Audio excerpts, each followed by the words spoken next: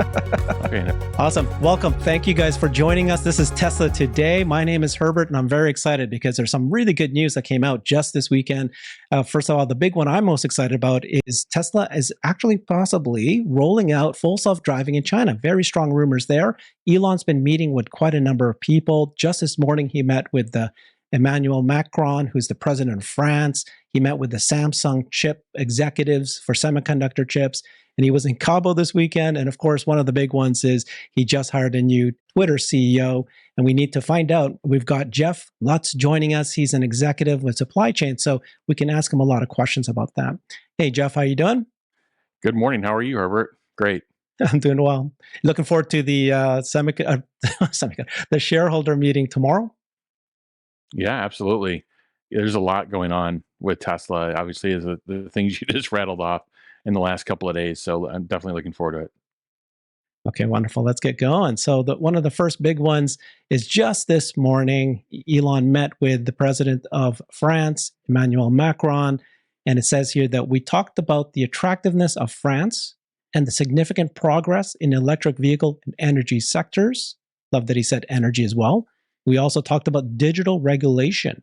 We have so much to do together. See you this afternoon at the Choose France Summit. This is Macron's own tweet that he said this morning. And then they just reported this just a few minutes ago, earlier this morning, where he said that Elon Musk said himself, Tesla will make significant investments in France at some point. What's your reaction to this? Yeah, there's going to be a theme that kind of threads through some of these things. You see world leaders, and you'll see the biggest suppliers on the planet. And what are they doing? They want time with Elon and his leadership team to discuss investment. And why are world leaders seeking out Elon and the Tesla team? Why are suppliers seeking out Elon and the Tesla team? Because they see the growth. This is a company that has, for years talked about, their roughly 50% CAGR growth that they're driving, and they've been hitting it, since. So they're highly sought after. I've seen this before. I've seen this in other, secular growing industries, and you want to get the time and attention and investment, from a leader like Elon. If you look at the number of he's got multi-$100 billion approaching, obviously with Tesla, it's approached $1 trillion companies, and he's got a track record. So he's going to garner the time of leaders like this. And the future looks, amazing for EVs. And you'd have to think that France wants to play a bigger role, especially, from a production perspective. Now, from my experience, and I've had teams in this country, and the people are good. There's great people in France. This would not be my first choice to put a factory in Europe. There's other really good places, and obviously there's been some pretty public labor disputes that have been happening as well. So I think this is a little bit on both sides. I think Macron and that team want to be seen meeting with literally the most highly sought after business leader on the planet to drive investment. And, there could be some interest. Maybe it's SpaceX, maybe it's Tesla, maybe it's some of his other companies as well for some investment.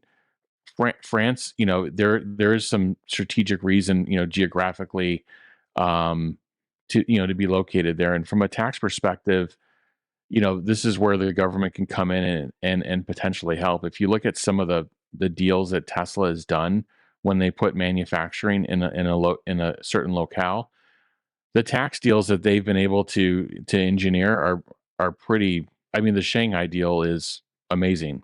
So anyway, mutual interest, I'm sure, on both sides. Whenever Elon meets with a world leader, we make a big deal out of it. And oftentimes, I think it's warranted. So the Indonesian president, when he met with South Korea, but when meeting with Macron in France, I personally just thought, I don't know if I should read too much into it. Do you think we should? There's something possibly going to happen here, or this just happened to be, he's coming in, there's another meeting this afternoon with a bunch of CEOs, a CEO roundtable in Europe. I thought maybe that's his primary meeting, and he was there. Yeah, no, I think he's there for both. But I mean, Macron's been pretty public about kind of trying to soft lead the European Union into being this kind of next, economic superpower. It's not just the US and China, it's the EU. And he's also been on record in the last couple of weeks talking about some a little bit more protectionist strategies around imports and in the areas of EVs as well. So this would impact, that could have impacted some of the imports coming in from Shanghai. So there's definitely there's definitely business on the table between Elon and Macron. It's not all just about future investment. I'm sure there's some near term things, that could be done. And again, I think the EU is doing a pretty good job trying to drive EV demand overall. But you have to keep an eye on everything that's happening from a trade perspective as well. And individual business leaders, I mean, they can have an influence on that. All right. Thank you so much, Jeff. So, the other big news that happened this weekend was Elon finally did hire a new CEO for Twitter. At first, he kind of teased it, saying that he hired a she who's going to be the new CEO the day before. And so I sent this tweet out saying, guesses on who Elon picked for new Twitter CEO. Of course, I guessed wrong, but you knew right off the bat, Jeff, that it's going to be Linda Yaccarino. How did you know that it was going to be her? Well, first off, there's a lot of good candidates out there, especially when he mentioned it's a she.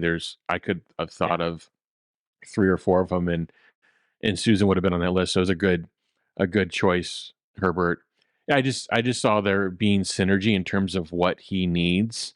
He's not looking as much for a technologist as he's looking, for his first selection, as he's looking for someone to kind of handle the ad market, to handle Madison Avenue, to to kind of build that portion of the business while he kind of takes the inner workings of Twitter and how it technically comes together. And he's basically got it fit. Put it on a diet and got it fit.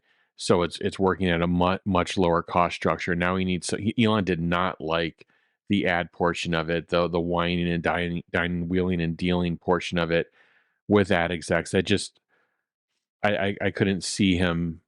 Well, I mean, I think it's publicly on the record as saying that's not something he enjoys doing.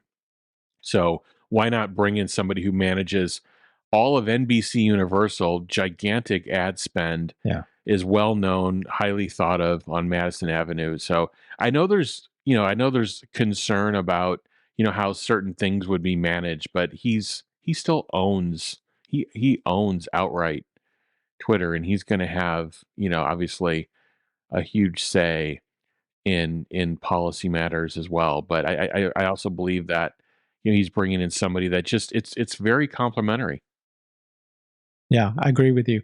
So I saw this 3.5 minute video, which is a clip of when she interviewed Elon, and she was pretty strong, pushing back on him, pretty well saying that you've got to let the advertisers have an influence or a say in how you present information.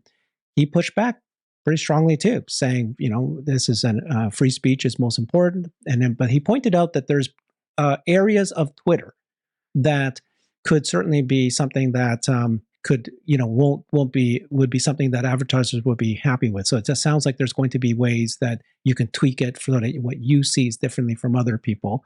But he said that he's not going to create an influence committee, but he'll certainly listen and get feedback from the chief marketing officers.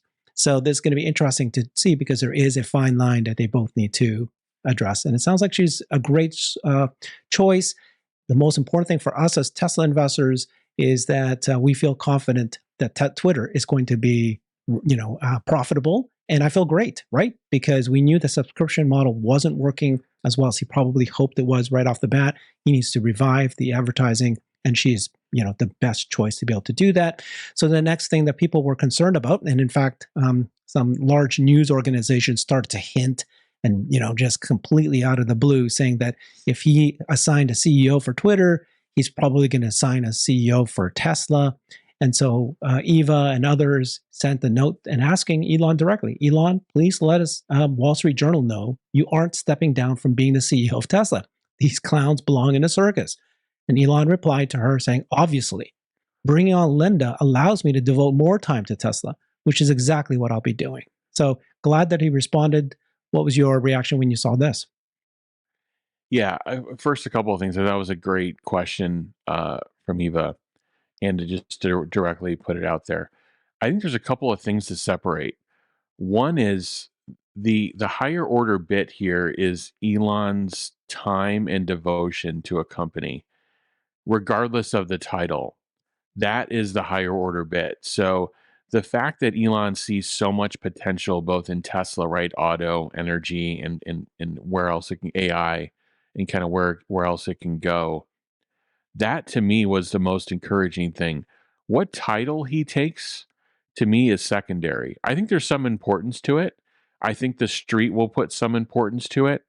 Um, but the fact that he's going to be visibly spending more time at Tesla, and to me, you know, again, if this company is going to have a greater market cap than Apple and Aramco combined, it needs, and Elon would readily. I mean, I know there's this big debate on Twitter about is he spending enough time or not. First off, none of us actually understand how someone like that, a highly functioning individual like that, actually budgets their time. It's going to be very unique to most of us out there. Um, but I think the higher order bit is Elon has said even in November, he goes, look, I'm working, longer hours, and I'm kind of, I'm spread. He goes, I'm spread pretty thin. I think he said he was on, on the record as saying that. So when he says that, I mean, I take it at face value that he's spread pretty thin. But then I look at the output of Investor Day. I'm like, okay, this is the CEO. The CEO should be putting out the, driving the strategy of the company. And what does he do? I mean, I thought it was a great strategy at Investor Day, and the fact that he kind of brought up his whole leadership team. So to me, the results are there. I look at other companies, other auto companies. I don't see the kind of vision, the strategy of a Tesla, and they have full time CEOs. So it's an interesting point counterpoint discussion we can have. But to me, the higher order bit is Elon saying he wants to spend more of his time at Tesla, and whatever that title is to me, it's secondary. I think there's some importance to it. The other thing is, I don't see him, with the stock at a kind of sitting still, I think for 2.5 years. If you look at it overall, I don't see this as the CEO exit point for him. But again, to me and to him, I believe, and to his team, it's about the time and the effort and the fact that this has his interest. Yeah, I love what you said there. My view about Elon is that he's amazing when he creates, obviously, technology products and business models. And what people I think are not emphasizing so much on is his skill in creating a company. So when he created this company, it's just the culture that he creates. Obviously, these are the most innovative companies in the world. People are, motivated by the mission. They love the way that, he's completely reinvented how decisions are made and so forth. And part of that is hiring the best people, to the point that like you just said, the way that the company is run, I don't think anybody can complain how incredible these people are with the gigafactories and the efficiencies in manufacturing, the partnerships, the agreements that they're signing. Like you said, everything is basically being, knocked off. And so his role is this chief strategist and a chief technologist. And so even though we call him, like you said, CEO, it's actually people like Baglino and Tom Ju and maybe others, and all the folks that are doing the day-to-day. So I'm not absolutely worried. In fact, very excited that he can spend more time in the big things that matter. The other thing that he's been doing is he's been going around and he's been doing these kind of big shows, right, with Bill Maher and Fox News. And then now he's going to be talking to CNBC tomorrow. This is right after the shareholder meeting. It's going to be tight time frame because I think the shareholder meeting ends at 5 p.m. Eastern, and he needs to be live at the CNBC offices by 6. I don't know how this is going to happen, but So what are you thinking? Is he going to be at the shareholder meeting? What do you think this is all about? Yeah, no, I think he'll be at the meeting. And what I think this is about, I don't think it's actually a coincidence that he is on a major media tour in coincidence with hiring a major media ad executive, by his side for X slash Twitter. I don't actually know. I mean, she may have most likely advised him on this for his brand, his company's brand and image. Because what he's doing in these conversations is he's stepping out beyond the tweets and he's becoming more human and relatable to these audiences, and he's able to actually get his message out in a way that you can't do in 160 characters. And again, I wouldn't be surprised if he was advised to do this, and I think it's good for him. I think it's good for his companies and their image. Okay, thanks, Jeff. Okay, Jeff, thank you very much for that. The next bit of news is something I'm very, very excited about. I think this is going to be a big deal. So, this is rumors, and in fact, more than just rumors, that Shanghai official started to hint that they're going to support Tesla's full self driving rollout in China. And the reason why it's more than a rumor, I think, not only this reason, when Tasmanian rolled this out and said, announced this, Elon actually liked this news. Might be something more to it if he liked something like that. But the actual news article said that Shanghai will further deepen its cooperation with Tesla to promote the EV makers' businesses, including self driving and robotics in the city, a local official said. The city will work with Tesla to build a technology industry cluster with core technology advantages for the global market. This is the Deputy Director of Intelligent Manufacturing Promotion Division at Shanghai Commission of Economy and Informatization. Tesla's factory in Shanghai received a tour, so the local media was able to tour the factory in Shanghai. And Chen mentioned that during a media briefing. And so not only did Chen say that, but of course the media is reporting as well. Now, he did not directly mention Tesla's full self-driving, but it's the first hint of support from the Chinese official for that. And in another article, it said this: Tesla, despite being a pioneer among EV companies in exploring autonomous driving, has been seen slow to move in the area of China. But they then said local media outlets are now reporting that the EV maker is about to begin wide-scale testing of FSD in China. I'm excited about this. What do you think, Jeff? Yeah, what's happening in China is there's a lot of usage of HD maps. There's more robo taxi uptake. If you were to travel and work inside of a major city in China, you would see more of these taxis on the road than you would see Cruise and Waymo vehicles in the select cities in the US. But it's a similar thing of, there's mapping involved, there's localized data, there's LiDAR. And, I believe Baidu has moved more of, has recently shifted and moved more into the vision only space. And I think what they see in China is that Tesla has a scalable solution. You know, they know what's happening. They see what's happening in the US with FSD. So I think Tesla has a good team on the ground in Shanghai to work with the government to kind of go through this data. Like, look, with a driver in the car, it's actually safer. So they can get these huge kind of mega points across to the team. I think it'll influence local regulators, which it has.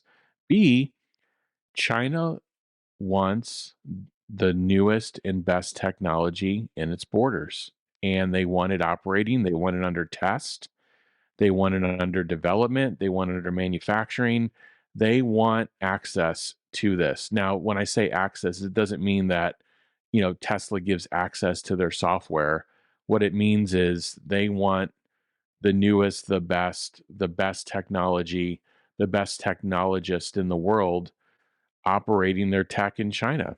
And I believe that there's definitely a pull involved here as well. It's just not only Tesla pushing, from my experience in working in China as well. So it'd be interesting to see this. This is a real scalable solution for China, And this is, I mean, obviously, from the success of Tesla in China, the number of cars sold, the opportunity in China. This is a great thing for the company, obviously financially, if they can get FSD rolled out there. Exactly. Very exciting. The other bit of news that happened this weekend is there's been um, price increases for the Model S and X, and we knew last week it was the Model Y with the $250 price increase. So now we're talking about the Model S and X. It looks like that they've increased the prices to $1,000. For now, the Model S starts at 88,000, and the Model X starts at 98,000.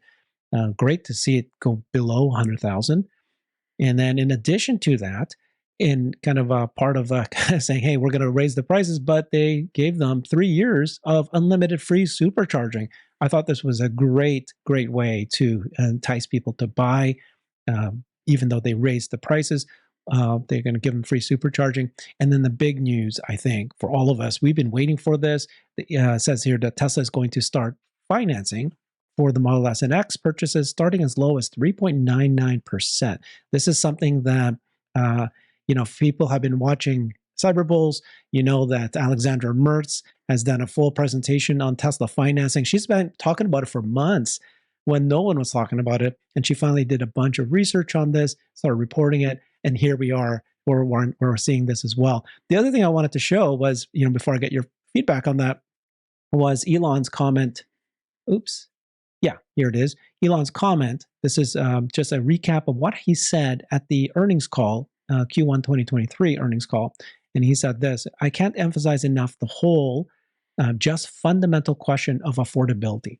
For most people, their ability to buy a car is a function of can they make monthly payments or not. And so, like I said, if interest rates are really high, like they are now, then in some cases, people can't get a loan at all. I guess in a way that makes sense. Of course, it makes sense, Jeff. But I'm kind of debating because this is the most expensive cars, S and X. So it's not. Why did they introduce the financing for that as opposed to the Model 3 or the lower cost Model Y? Yeah, let's start with the fact that Tesla has multiple uh, uh, angles to deal with the total monthly price consumers pay for their vehicles, right? So they have they own the supercharging network. What other auto company actually owns all the gas stations that you would go and buy your gas from? Tesla owns this massive global network that's expanding literally by the day. So that's one piece of it. The financing piece, the referral piece. They have this app ecosystem now where you can drive the referral program. Their cars are ordered literally via the app and in your phone, and everything's kind of just can happen inside of Tesla's four walls. So they have multiple approaches to manage the monthly price to consumers, and this financing piece is Alexandra spoke about. She's done a really good job on it. She said, "This is to me. I think there's a bit of timing involved. I think Tesla could have looked at this 6 months ago, 8 months ago, but I think the Fed is much closer to ending their rate hikes than they are to to further increases. So why not come in at this point and provide relief to consumers, knowing that that funds rate is going to hopefully take a pause, and the closer you are to a pause, the closer you are to it actually coming down.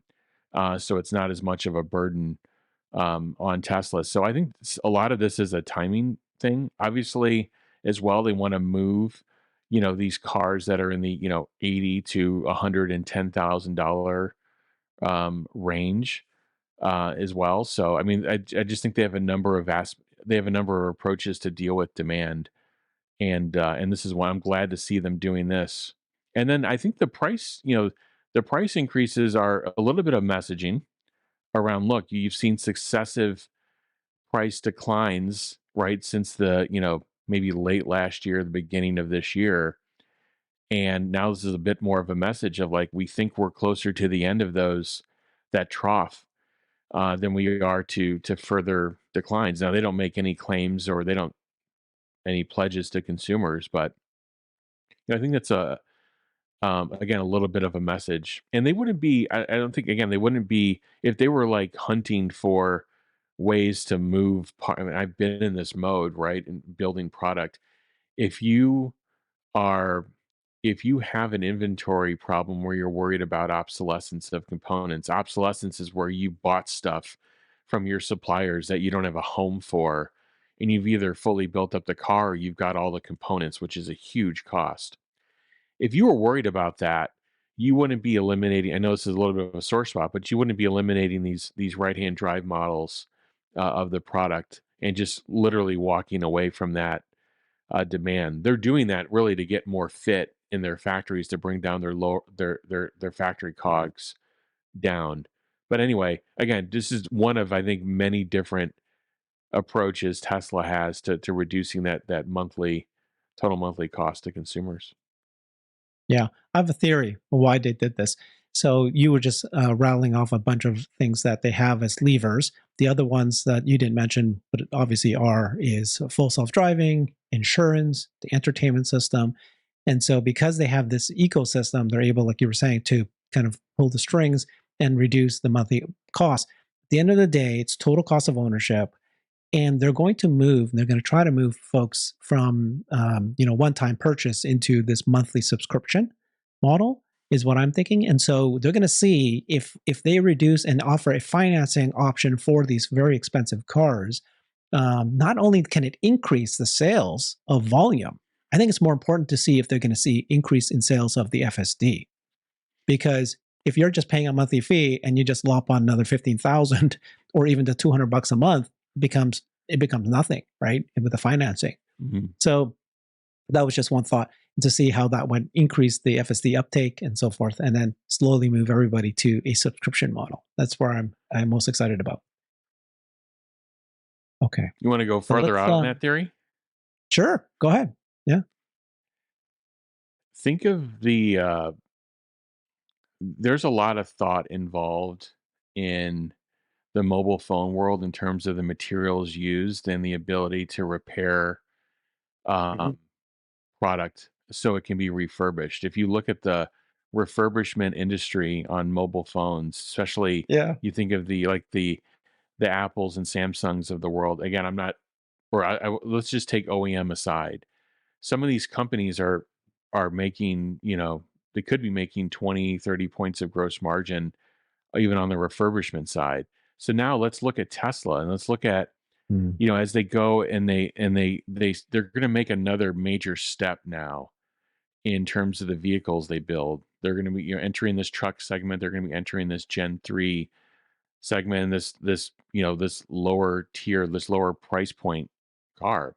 And you've heard all kinds of conversations around paint, no paint, and the robustness and the minimalist nature of the interior. Again, I could just see a model too of you could get autos to kind of a monthly plan where you can kind of, you could purchase them and exchange them in a similar way where you're not under some lengthy agreement and they Oh need to my be brought God. back and for some level of refurbishment. You've literally Yes. got the lowest cost and kind of the highest robustness from a kind of a body mechanics perspective, and you see what they're already doing with the interior. There's not all these buttons, knobs, all this vacuum metallization and high gloss plastic everywhere. So, I mean, they're anyway.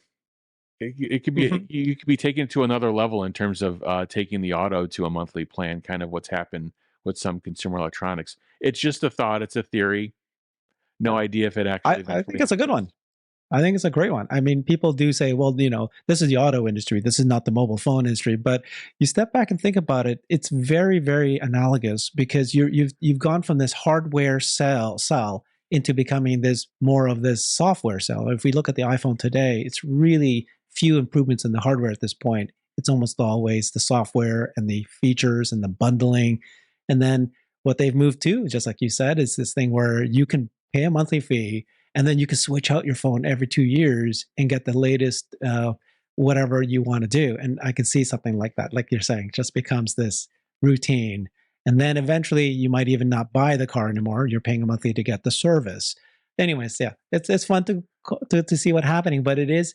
I don't think we're that far off, because you can, if you piece together all the little things they do, even just a functionality on the app, But now, for example, you can do cloud profiles, which means that if I go to any city and I set into any Tesla, just by you emailing me your link to that car, and I click in, it will set up my profile. It will have all my favorites, and it's not a stretch to say, hey, because I paid for premium internet connectivity, but you did it in my ride. I get that. Because I paid, I've connected it to my Netflix, whatever. And you can just carry this forward. I get that.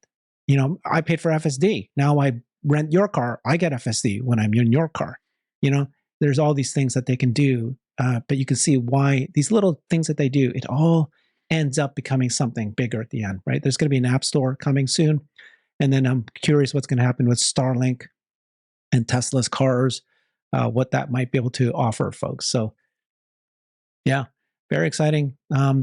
Let's keep moving. The There's other topics here. yeah, and just the other quick one to just close on that one was EVs are not made like ICE car. They're going to last significantly longer with the fewer number of components, with the powertrain. These are million-mile plus battery and powertrain products. So you need something that's going to look good too when it's on that 500, 600,000th mile. You want something, you want to sit in that product, and it's a good looking product. It's not something that looks like it's been driven that many hundreds of thousands of miles. So I think you've got to think through some of these things. But nice. All right, something we've been waiting for. Again, a lot of the Tesla community has been asking for is a referral program. Bring back the referral program. Well, they did just that this weekend. So you can see here that if you refer people to buy Model S, Model 3, Model Y, any of the Tesla cars now, there's this credits that you'll get, a loyalty program, 3,500 referral credits, and then you can use those credits for purchasing things on the store, Tesla store, and also other vehicles. At the core of the program, new buyers can use referral links from current owners when buying a new Tesla, and each party gets prizes. And then the other one is that if you earn some credits, if you want to, you can also submit a raffle for a CyberTruck. So they included that in there. Yeah. What's your thoughts on the referral program? Well, yeah, I mean, this is great. This is another way for Tesla to manage and spur demand. And the Cybertruck one is, I mean, that's a great prize just for getting an early VIN, because I think if you order a Cybertruck today, you're probably on a 4 to 5 year. They won't tell you that, but you're probably 4 to 5 years out from getting the product, if this wait list holds. Even any percentage of this wait list holds, I think you're a long time out. So that early VIN, that's a really nice price. Really? Okay. You think it's 3 to 5 years out if you order one today? Sure. 1.85 million is on the sign up list. And let's say that, half of that list comes to fruition. I mean, if they start production when we think they will, this, later this summer, they'll get, maybe several thousand units out, in the, this year, in the, call it 5 to 15K range, and then maybe step that up in the following year. But if you just go through the math on the ramp, it's going to take a number of years for them to get to 500K and above. It won't happen next year. So that already puts you at year number 3 to get your car. If you just think about the ramp cycle. Okay. Next bit of news is we've been hearing about the Model 3, revised Model 3, and they obviously, Tesla China came out and said that it's not, that they're not producing it, but that's they wanted to squash any rumors there. But we're seeing this. We're seeing photos of this. The latest one was this weekend. There was actually spotted on the test vehicle was spotted on the Fremont test track with significant interior design changes were spotted in the process. And so they actually had a drone video footage of this being driving around. Just to remind folks, this is another leaked photo that happened about 3 weeks ago, where we saw this, which is what the revised Model 3. So it's looking like this is a real deal. I'm going to go ahead and play a 10-second clip of that video that I was just referring to. It's just the not the one where it's driving around, but it's the one where it was able to come very close and looked at the interior.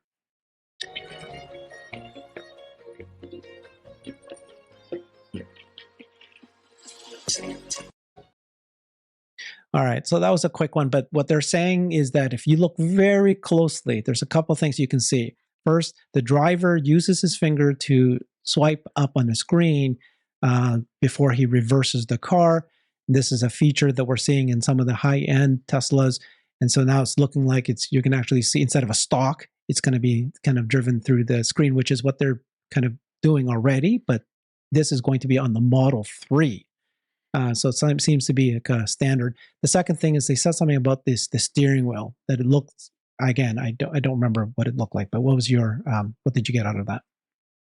I just think this project overall has, it has huge potential. Number one, if these spy shots are correct, where we see the different angles of the car. First off, we know Tesla's working on the cost structure of the car. That's what we know, that they want to take the cost structure down. They had a good graph of 30% reduction on COGS since 2018 on the Model 3. So boom, costs down. Now, if they put a sportier body mechanics on this car, they're able to take the cost structure down, reduce to a few number of castings, so it's simpler to go together. It's also kind of a more solid build. I mean, this thing is a massive winner if they do that. And then the interior, if they eliminate the stock, what are they doing? They're getting closer and closer to where they want to go from an AI perspective, which is reducing the amount of input, mechanical input that's inside of the car. And so this is, and then by the way, as soon as you take that stock out, there's another COGS reduction that occurs because that touchscreen is already in the car. So you're just rerouting that logic to that. So great moves. I'm super bullish on this. Again, if this is a sporty look, lower price point, this is a massive winner for Tesla. It hasn't been, I mean, it's been talked about in the background, but what everybody's talking about this year is the introduction of the Cybertruck and how massively successful the Model Y has been on its way to 1.3 million units. If they release a sportier, lower cost version, lower cost Tesla, remember, higher value probably to consumers if it's updated, body styling, interior, exterior. I mean, that's a home run for Tesla. Yeah, I'm totally with you. I've been very, very, very excited about this as well. I see this as, I think I've been saying this quite often in a number of shows already, that I see that they made a mistake with the Model 3, Model Y, because they initially thought the Model 3 was going to be the mass market car, right? But because they built it in 2018, the factory, that they had to not build it to the specs that they wanted to. They had to cut back to get to production. It's the first time they've ever done that. And then they were able to do that with the Model Y release. And so now the Model Y costs less than the Model 3. And then they're able to lower the price of the Model Y, but they had to keep the Model 3 price high. And so the differentiator between the Model 3 and Model Y price-wise was so low, just not big enough that people just ended up buying the Model Y. Great for us, great for Tesla investors. The margins were skyrocketing and huge, and that was wonderful. This now, Model Y is the number one car that's being sold by the end of this year. We all believe and see that it's going to hit that number. But you got the Model 3. And so if they lower the price and have a better separation between the Model Y and Model 3, I think it's going to triple the Model 3 sales. It's going to be equivalent to the Model Y sales. There's that potential for it to be both, number one and number two. Right now, we're seeing Model 3 is number 10, the list of most sold cars. And so, it's going to pop up to number 2. Now you got 2 best-selling cars in clear segmentation. And I think they need to lower the price because they don't have an offering for these, this low compact car. This could serve as that kind of that space for that until 2 years from now when the compact car comes out. So I think you're right. This could be bigger than we're all anticipating, but I'm excited about this one too. Mm-hmm. Completely agree. I think, again, this could be a huge, huge winner for Tesla. And again, it is that bridge to that lower cost vehicle in a couple of years. And remember, that vehicle has to you don't want to release a vehicle like that at that price point unless you've got a significant supply chain built up and a significant amount of components and ramp built up. So you think about the timeline. They may start building that product when Mexico is ready, maybe end of next year, but it's going to take a while for them to want to release that into ramp because you don't want a vehicle like that on some huge gigantic wait list. You want to have the supply ready. You want to have the supply chain Hmm. humming for something like that. So lots to think about when you think about how these products come together. Exactly. Makes sense. Okay. So this is your favorite topic, mine as well, which is whenever Elon meets with these CEO of partners, one thing that Tesla does so well is structure partnerships. You've been teaching us about this, where they do long term, kind of make sure up that they've got the demand that the supplies that they need for the demand that they're anticipating. So he met with Samsung, the chief for a partnership in autonomous driving. These are the system chips. You can see the photo there. This just happened again. What is it, this weekend? He's been busy. He just flies everywhere. So the Samsung group leader Lee Jae-young met with Tesla CEO Elon Musk. They discussed a technology alliance between the two companies in various areas: automotive, semiconductors, artificial intelligence, and displays. So, according to the Samsung officials, the meeting took place on Wednesday at the Semiconductor Research Center in Silicon Valley. Oh, so he didn't have to fly; he was just right there. Yeah, okay. And then so it was a number of the Samsung executives and a number of the Tesla executives, but it was the vice president of global supply management. It was Andrew Baglino. And then, of course, Elon was there as well. Thoughts on this? Yeah. Where do we start? Couple things. So when that was group president of Samsung, kind of speaking for multiple areas, inside of the company, and obviously division heads were there. Uh, when they come to the Bay Area, or when they come to the U.S. for a meeting, that's a big deal. Usually, in many cases, depending on the size of your company, you're going out to meet them, and I'm sure Tesla's made trips out multiple times to Korea to meet with LG, Samsung, and so forth. They're huge, but they came to Tesla's home basically in the Bay Area on the engineering side and supply chain management, and that's a big deal. And if you look at the number of areas, so Samsung is one of the greatest component suppliers in the world. They make processors. They people don't realize. People think like Qualcomm makes all the processors in mobile, and they make a lot. But Samsung it does as well. They've got great fab manufacturing capability.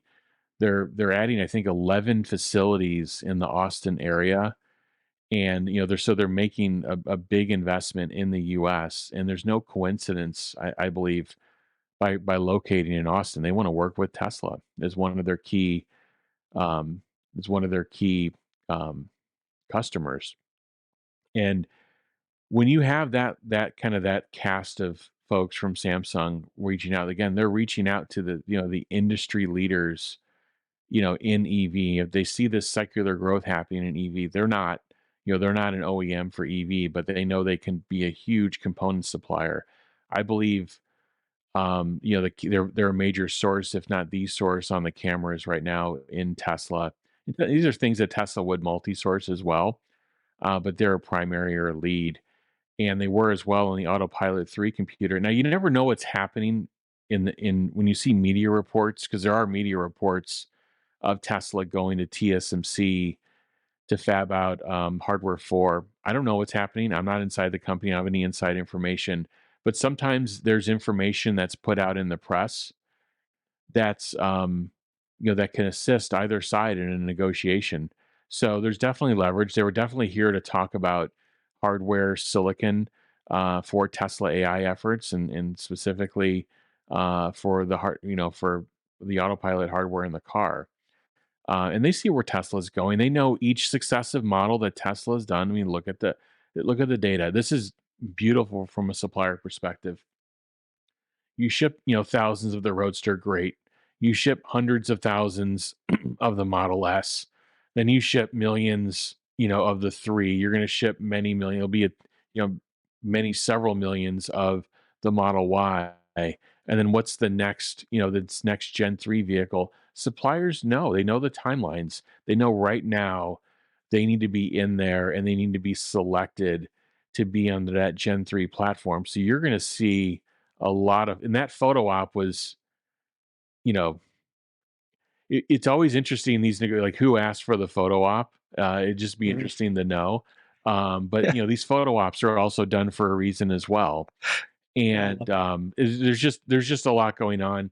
Karn, who's the VP of supply chain, he's definitely probably taking point on this deal. And again, like it says in the article, Samsung leader in displays, they're a leader in cameras and imaging, leaders in silicon, and they're a huge partner, and they've got a huge source, and of course batteries and energy as well.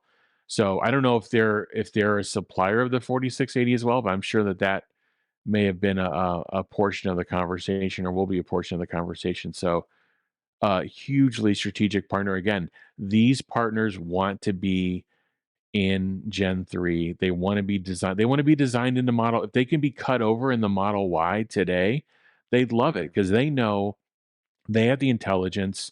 They know that this is now going to a multi-million unit per year runner.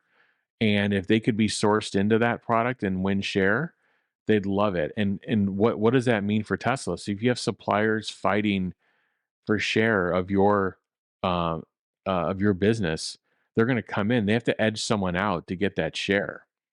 So when people worried about Tesla's cog structure, I don't worry about it. When I see where they're going from a ramp and from a volume perspective, I know that there's suppliers on the outside beating their doors down, fighting for this business.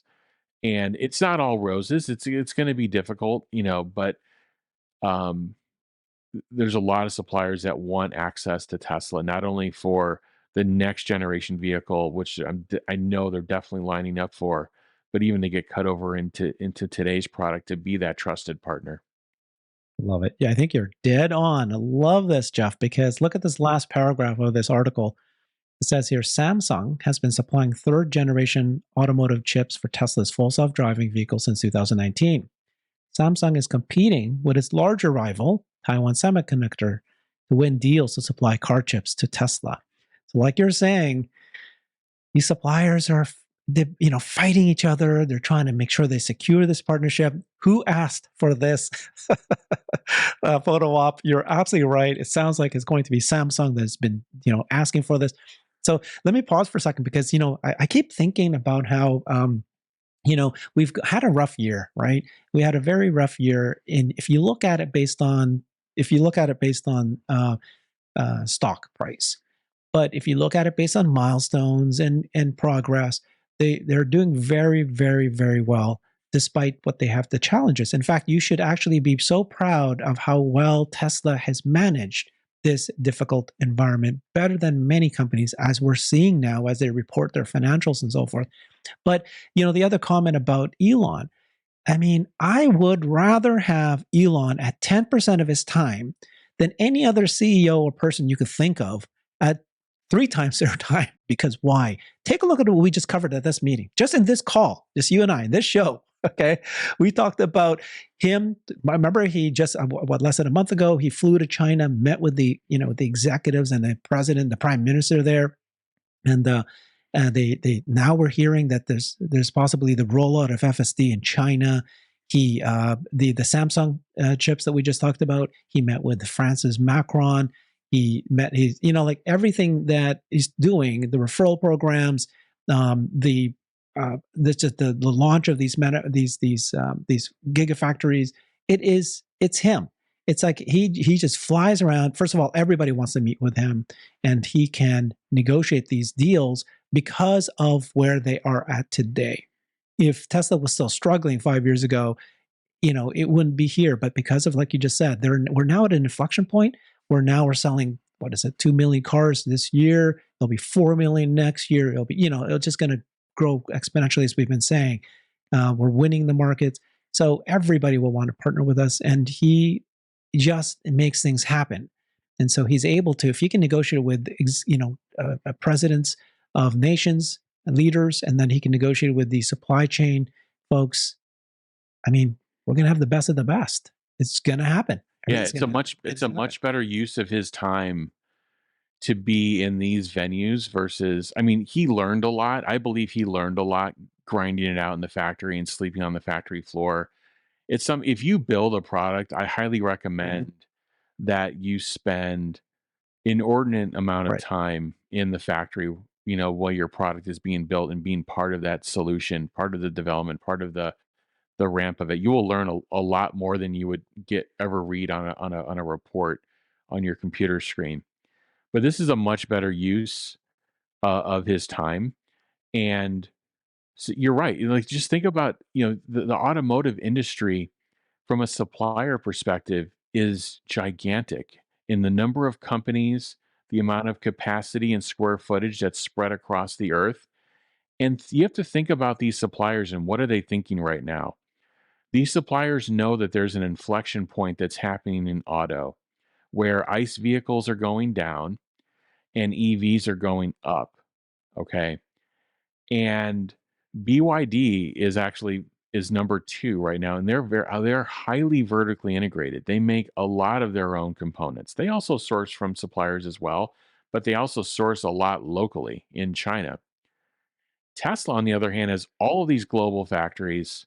They're definitely kind of on the global stage, and really, you've got an opportunity right now. They're not lost. They know exactly what they're doing. They're going from 2 million, roughly 2 million this year, to 2.5, 3 million the following year, to, they know exactly where they're going. And if you rewind the clock back the last 3 years, they've hit, where they want to be from a volume perspective. Whereas these other auto manufacturers, they're going to have these declining ICE businesses, and they have these EV businesses that are sputtering and going nowhere, and they haven't hit their milestones. So as a supplier, what are you going to put your chips behind? Where are you going to put your Literally. capacity behind, and where are you going to go? What are you going to go?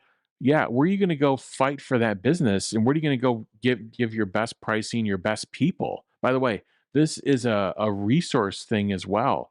When you're the number one OEM, you get the A team from all of your suppliers you work with. You demand the A team, and you get it. And Tesla, with where they're going from an EV volume perspective, they're going to get the A team from these suppliers. That was not the case a couple of years ago. I guarantee you they were wedging themselves into some of these suppliers. And they're like, yeah, we'll get to it when we can get to it. And now that's not the case.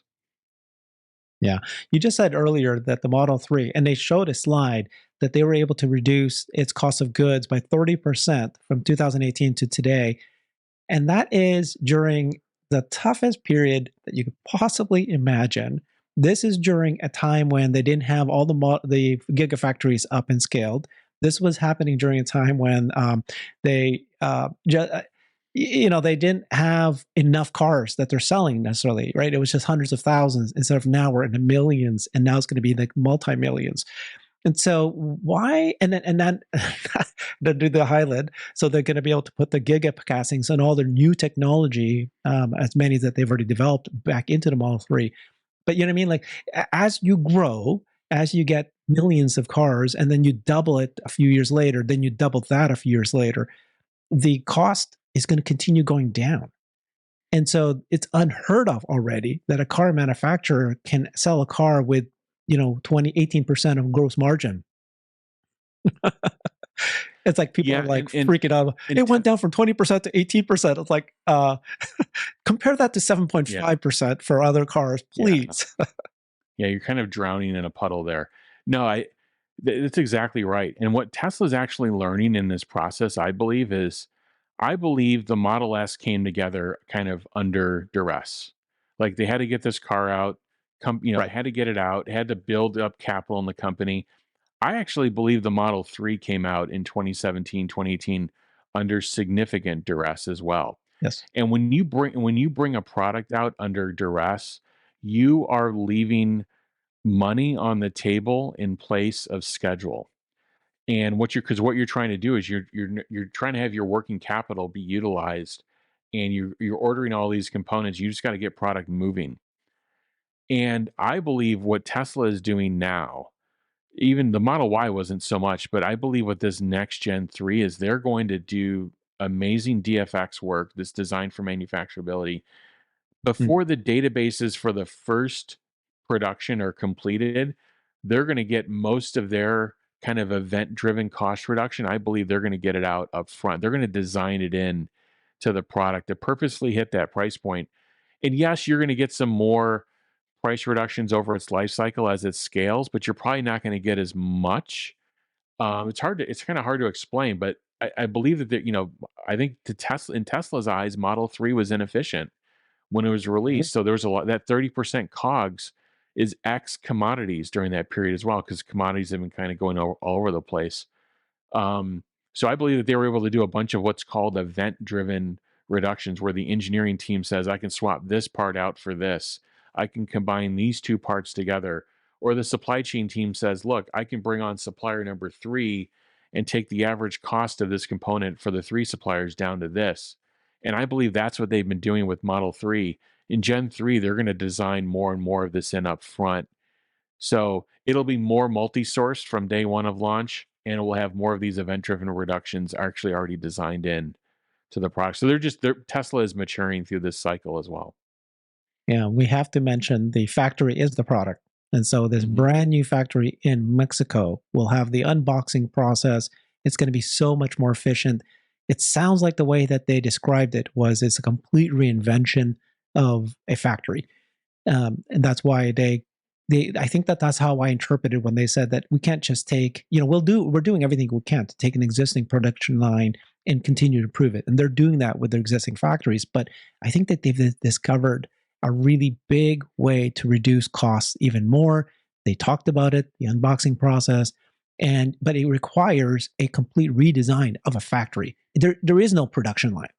That's the whole point. It's going to be like 4 or 5 production lines all melding into one meeting point, um, to build a car. And they figured out that that's faster, reduces less constraints and so forth and bottlenecks. So, I can't wait till the brand new factory comes out, and then even further price cuts or cost reductions beyond just the ones we talked about today, which is partnerships, supply chain, um, you know, and so forth. So, oh, I'm getting very, very excited. I think we should all get excited. I know that people saying that we're bulls, but it's been a tough year, and so sometimes you get a little, you start to get a little bit, I don't know, I'm losing my words at this point, but you kind of be more conservative because you don't want to get caught. But if everything we just said, where the numbers are now to the point, and the experience is to the point, and the partnerships are to the point, now all of a sudden things are going to happen faster and faster, faster. This is the moment that I've been waiting for the last 10 years, right? It's like every time before then was, you're a little startup. We're not a startup anymore. And this thing is about to just skyrocket up. And that's what we're watching. So, okay. Any last comments on this? No, I mean, we could spend a portion, talking about, things that are risks, but I think we covered a lot, in this show. There are things I'm thinking about, like the 4680 supply. There's other things Right. that come to mind that, like, okay, they're on this trajectory, but what could interrupt it? So I'd be looking forward to the shareholders meeting and getting updates from Tesla in terms of not only what the opportunities are, but also what the risks are. And but I do believe the opportunity list is really growing and beginning to far outweigh the risk. And what's happening with LFP supply and what's happening with battery supply globally, I think it's a really encouraging sign that the EV industry is going to be able to scale, and Tesla is going to be kind of at the forefront of that. Yeah, good point. So at one point we were chip constrained, and that's why it's great to hear a meeting with the Samsung executives strengthen that partnership, so that there's not a chip constraint as Tesla grows in the next few years. But the biggest constraint is batteries. We were appeased at the beginning of this year when they said that we're not battery constrained at all this year. We did see signs that they possibly were battery constraints this year. And that's really the thing. That's the thing, right? If all this growth could be curtailed by this battery issues that continue to happen or not. But in a show that I did with Amy last week, what she brought up was that they did expand the Fremont factory's 4680, to build the 4680 line there, and that they wouldn't have done that if they didn't feel that they finally found a repeatable model in Texas. That actually makes sense to me, that they were doing that. So even though Panasonic said that they're not going to be delayed by a year, that is true. There's something there. So it's like a positive, negative thing. But you're right. That's the one. That's the one. That's the biggest one. Then we'll have to see what happens there. Okay. Yeah. Thank you, everybody. Appreciate your time. Come join us again every day. Thanks, Jeff. Appreciate you. Bye, everybody. Yeah. Thank you.